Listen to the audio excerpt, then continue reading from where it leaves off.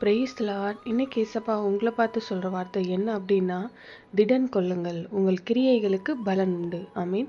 உங்களை பார்த்து தான் சொல்றாரு, என் மகனே திடன் கொள், என் மகளே திடன் கொள். எதுக்கு பயந்துட்டு இருக்க? எதுக்கு சோர்ந்து போயிருக்க? உன் கிரியைகளுக்கு பலன் உண்டு.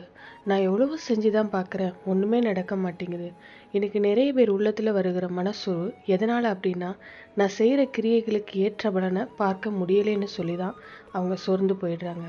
அந்த மாதிரி உங்களுடைய வாழ்க்கையில் ஏதோ ஒரு காரியத்தில் பலனே இல்லைன்னு சொல்லி நான் இவ்வளவு கஷ்டப்பட்டு என்ன பிரயோஜனங்கிற விரக்தி வந்துருச்சா?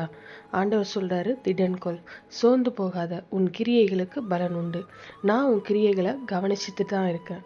நீ படுற பிரயாசத்தையும் நான் கவனிச்சுட்டு தான் இருக்கேன். இதற்கான பலனை நீ காண்பாயின்னு ஆண்டவர் சொல்கிறாரு.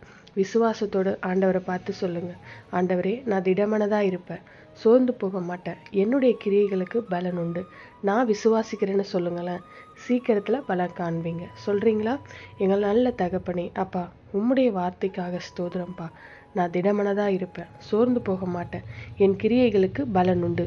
உம்முடைய வாக்குத்தத்தத்தின்படி அந்த பலனை நான் பார்க்க போகிறேன், பெற்றுக்கொள்ள போகிறேன். நான் விசுவாசிக்கிறேன், அற்புதத்தை எதிர்பார்க்குறேன். இயேசுவின் நாமத்தில் ஜெபிக்கிறோம் பிதாவே. ஆமீன். God bless you.